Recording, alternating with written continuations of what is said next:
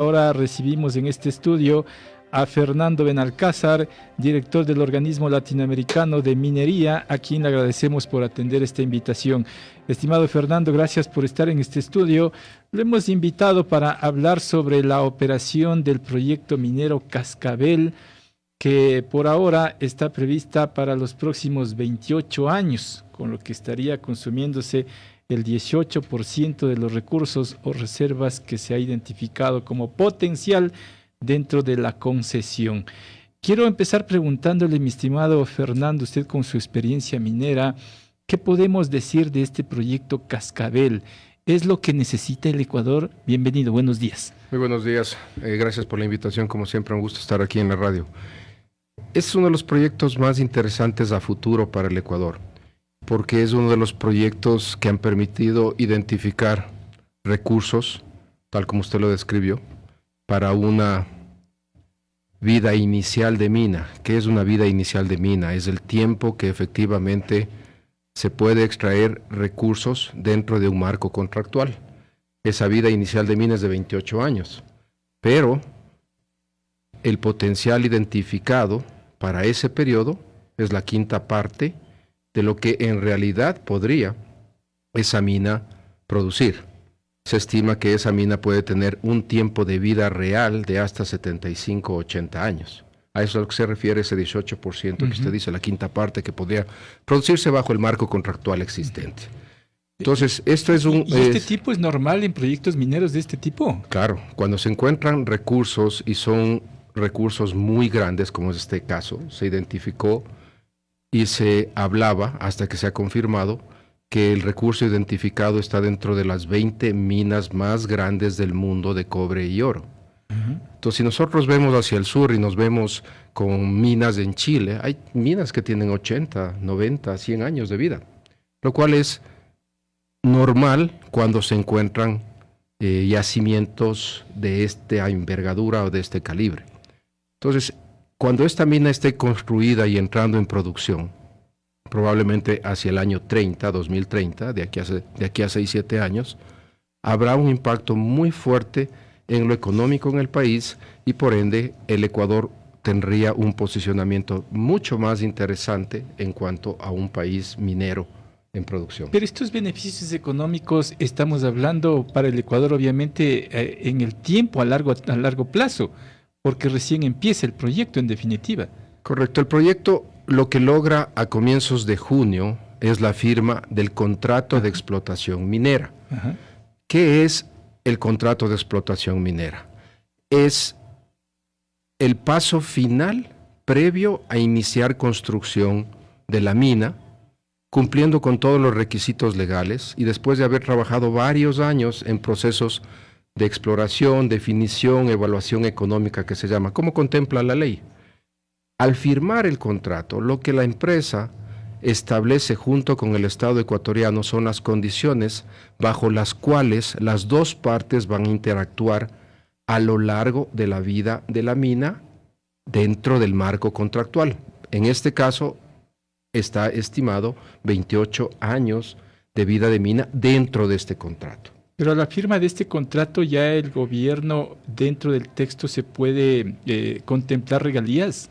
Claro, justamente se ponen ahí todos los marcos jurídicos, los marcos legales, económicos, de desarrollo social e impacto ambiental. Y aquí podemos elaborar un montón de cosas. Este contrato es muy interesante en el tema de las regalías y otros aspectos innovadores, como es la transparencia. Eso es lo que más llama la atención de este contrato. En el tema de regalías, la ley establece que las regalías pueden estar en el rango del 3 al 8% para el mineral principal y para los minerales secundarios. En este caso, el mineral principal es cobre, el secundario es oro y plata. Pero es tan interesante ver que los volúmenes que se habla de cobre son mayores, casi 40% mayor en este momento a lo que tiene la mina Mirador, el mayor exportador minero del Ecuador. Y en el caso puntual de oro, es casi el doble de lo que al momento tiene en recursos identificada la mina Fruta del Norte. Solo para dar una envergadura del tamaño de este proyecto. Entonces, ¿y millones de dólares de cuánto hablamos? Ya vamos a entrar en ese tema. Solo termino mi idea. ¿Okay? En la parte de regalías define entre el 3 y el 8% sujeto al precio de los metales en la Bolsa Internacional de Metales, que es un referente mundial, que es la Bolsa de Londres. ¿Qué es lo que permite eso? Que las regalías sean variables en función de cómo el precio varía en el mercado, lo cual es muy conveniente, porque si tomo como ejemplo el día de hoy, se cerró a la medianoche de ayer en $2,340 la onza de oro, en $9,890 la tonelada de cobre, en $30 la onza de plata. Si fuese producción el día de hoy, estaría en un pico cuyas regalías tenderían siempre a lo más alto. Cuanto más alto el precio del mercado, las regalías están hacia la faja del 8%. Pero el precio del mercado puede variar también a la baja, pues. Claro, puede variar a la baja. No, indiscutible.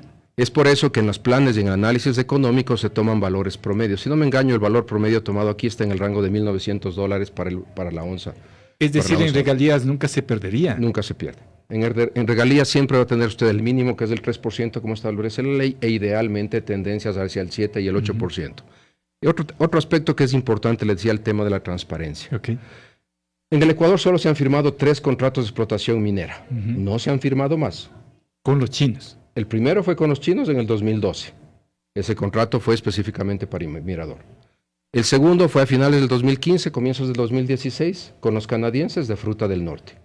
Y este es el tercer contrato que se firma con esta empresa australiana en el 2024.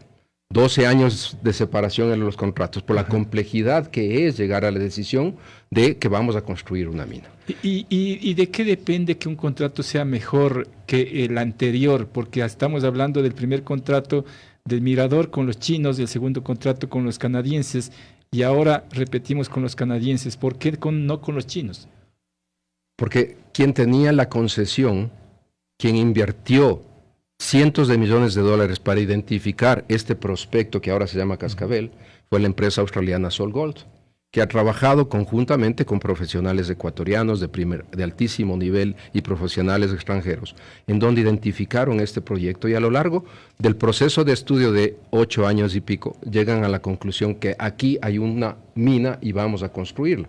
¿Y el capital invertido ese se pierde o ese es capital de riesgo? Es capital 100% de riesgo. Si ellos no encontraban lo que encontraban, sus cientos de millones se iban a la basura. Es decir, el Estado no perdía. El Estado nunca pierde, porque en los contratos de exploración, y eso es muy importante que las personas nos escuchen y entiendan, hay un artículo de la Constitución, y les invito a googlear, a chequear en el internet, desde el 408. Ese es muy importante en 2 aspectos. El primero, establecer que el Estado es el dueño absoluto de los recursos naturales no renovables, incluidos petróleo, incluidos minería y otros temas.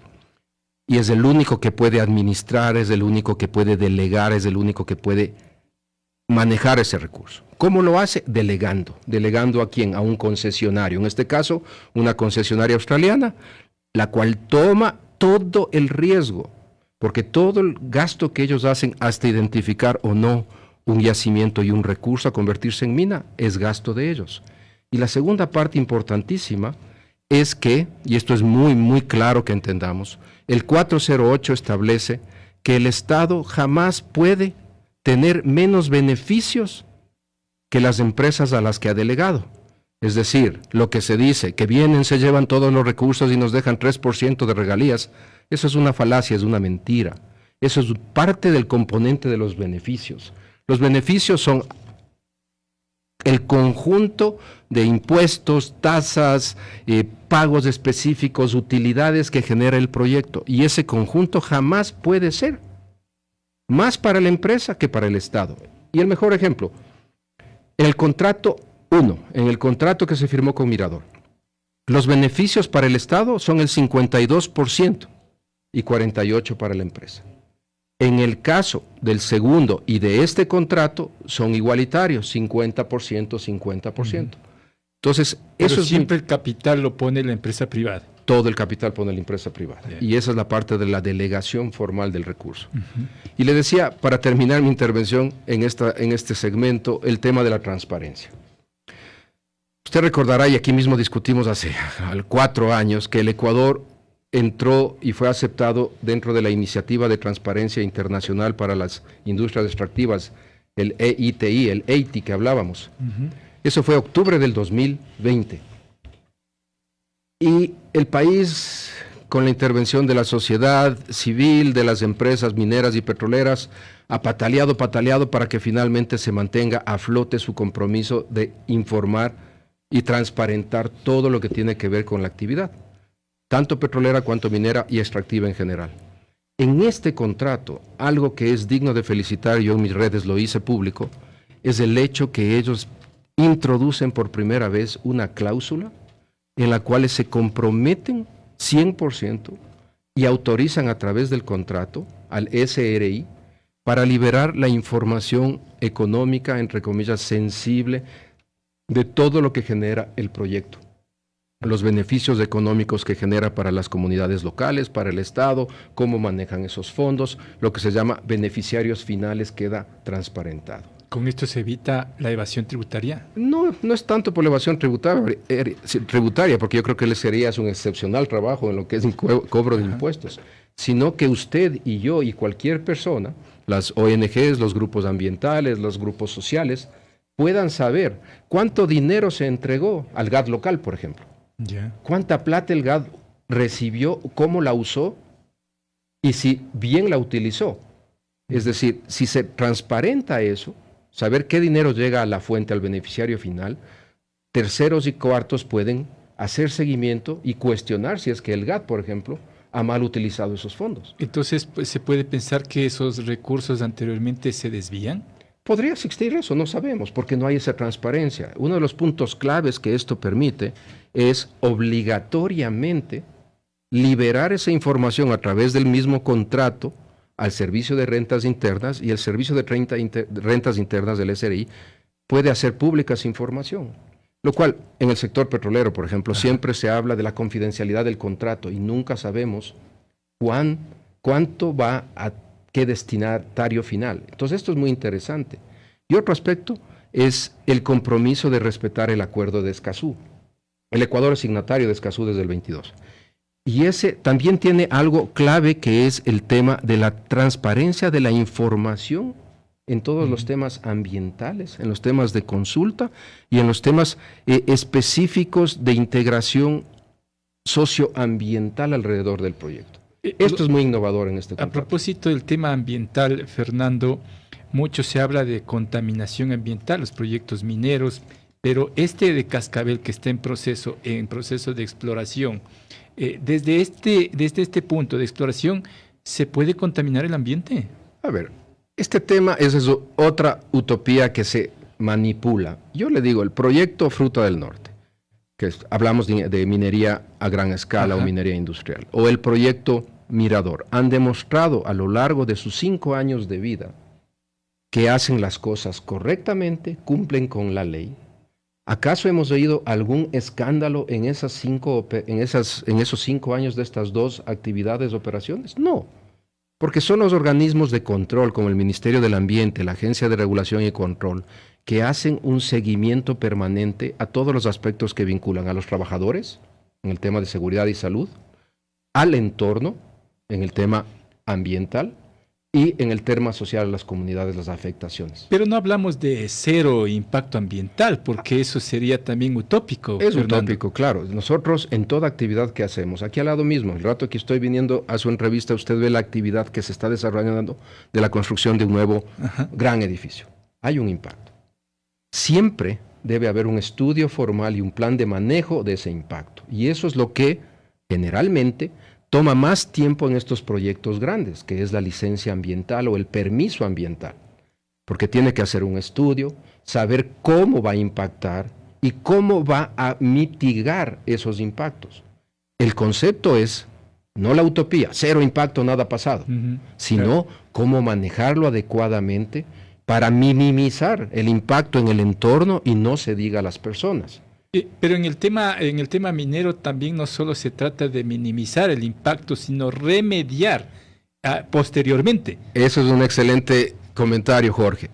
una de las cosas más importantes en la industria minera a nivel mundial es lo que se llama cierre de mina. El cierre de mina es intentar a lo largo de la vida y crecimiento del proyecto ir compensando y mitigando los daños que se hacen. Por darle un ejemplo, Mirador hace una extracción a cielo abierto, hace cortes en el suelo, cambia la configuración, las formas del relieve, ¿no es cierto? Y eso es evidente, ¿no? Eso es evidente porque es un tajo abierto, es un gigantesco hueco. Ajá. Pero hay secciones que a lo largo de los años, en estos 5 años, sé que hay ya 2 secciones que ellos dejaron de utilizar, que ya no hay el material rico en cobre. Y entonces, en esas secciones ellos van cerrando, van tapando y van reconformando, no exactamente con el mismo relieve inicial, porque sería imposible, pero van utilizando el mismo suelo. Si usted visita el proyecto, va a ver que hay cientos de miles de toneladas de suelo vegetal que se utiliza luego al cerrar para reconformar, reponer y continuar con los procesos de revegetación y compensación del material orgánico removido en su momento. Eso se hace a lo largo de la vida del proyecto. En este caso son 25 años. Lo ideal es que cuando ellos lleguen a los últimos 3, 4 años prácticamente se ha hecho eso. Existe en países como Chile que tiene la ley de cierre de minas, que es la ley más moderna que existe al momento, que se basó en la ley de Perú. Ecuador no tiene una ley de cierre de minas, y eso es algo que desde la industria hemos ya comentado con las autoridades de turno que hay que comenzar a trabajar. O sea, los cierres es por voluntad de la empresa privada. No. La ley es muy clara. La ley es muy clara. Dentro del estudio de impacto ambiental, un rubro que se considera es el de cierre de mina. Pero no porque esté en la ley, pues. Porque no tenemos ley, acaba de decir. No. Dentro del marco legal ambiental se hace referencia al cierre de mina. A lo que me refiero yo de tener dentro del marco de minería una ley de cierre de mina es porque es extremadamente sofisticado, es toda una ciencia lo que se requiere para hacer un cierre de mina muy efectivo. Y eso, insisto, países líderes como Chile hace 2 años cuentan con una ley de minería nueva, moderna, actualizada, porque han visto la necesidad a lo largo de todas estas décadas de experiencia, que no es cuestión de decir solo cierre, ponga bonito la superficie, ponga arbolitos. No, le doy un ejemplo. El material que usted retira de los tajos o de los cortes es un material que al tener contenidos minerales y estar expuesto a la intemperie, por ejemplo, puede generar aguas ácidas, una reacción química natural. Material presente, sulfuros, pone agua, se genera y puede tener ácidos sulfúricos en el suelo. Y eso no es cuestión de decir tapa esas piedritas y la contaminación se va por debajo. No, a ese nivel de ingeniería se requiere hacer diseños y procesos. Por eso debe haber una ley específica que detalla, junto con su reglamento, cómo mejor hacer esa actividad del cierre. Ahora, Fernando, hay un tema que quizá no se toca permanentemente y que tiene que ver con el atractivo que es nuestro país en materia minera, cuando estamos hablando permanentemente también de que el Ecuador o en el Ecuador para obtener un permiso es tremendamente tedioso, engorroso, burócrata y dura mucho tiempo. Jorge, la pregunta no puede ser mejor. Primero, hay un instituto independiente que es el Instituto Fraser de Canadá, que no es del gobierno, es privado, es independiente, más bien académico, intelectual. El Ecuador sigue siendo dentro de uno de los 2 rubros principales que marcan con un índice que se llama, después de una evaluación de lo que ellos llaman jurisdicciones. Las jurisdicciones no son países, son áreas, zonas minerales importantes en el mundo. En el 2023 evaluaron 86 jurisdicciones, entre esas de Ecuador. El Ecuador sigue siendo en uno de los rubros en el que usted hizo referencia, muy bien calificado. Está entre los primeros 5 del mundo, como destinos atractivos por el contenido geológico minero. El Ecuador sigue siendo eso. Sí, pero ese atractivo puede terminarse en tanto en cuanto lo otro también frena muchas cosas. El segundo rubro que se evalúa específicamente es si el entorno político, de permisos, legal, estabilidad jurídica, seguridad jurídica, es el adecuado. El Ecuador este año cayó ni sé cuántos puntos. Si no me engaño, está en la posición 54 de 86. Debe ser más por la inestabilidad política. Exactamente. Usted recordará que aquí yo siempre he dicho el Ecuador, país triple I. Esa inestabilidad, esa inseguridad y esa incertidumbre para el inversionista. De ahí la triple I. es lo peor que mata un proyecto. La gente de SolGold, al estar en el Ecuador trabajando hace 10 años, llega al punto de decir, voy a construir mi mina, porque ya tenían metido cientos de millones en el país y no pueden decir, me empaco y me voy porque la inseguridad jurídica me preocupa. Tienen que seguir adelante. Pese a los riesgos. Claro, porque ya están metidos, estamos con todo hasta la mitad de los hombros, yo no puedo decir me voy. Pero si pierde, por citar un número, 10.000, mañana puede perder 20.000 por esa misma inestabilidad de la que habla Fernando. Podría ser, pero justamente ese es el marco importante al tener firmado ya un contrato de explotación minera y compromiso de las partes.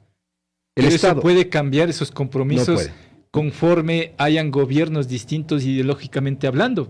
A ver, decir no pueden sería una mentira. Tomemos el ejemplo de Cobre Panamá. En Panamá, el mayor proyecto de cobre del mundo, con casi 7.000 millones de dólares de inversión y en plena producción, llegó un gobierno de turno, llegó un presidente y decidió que es totalmente improcedente que continúe ese contrato.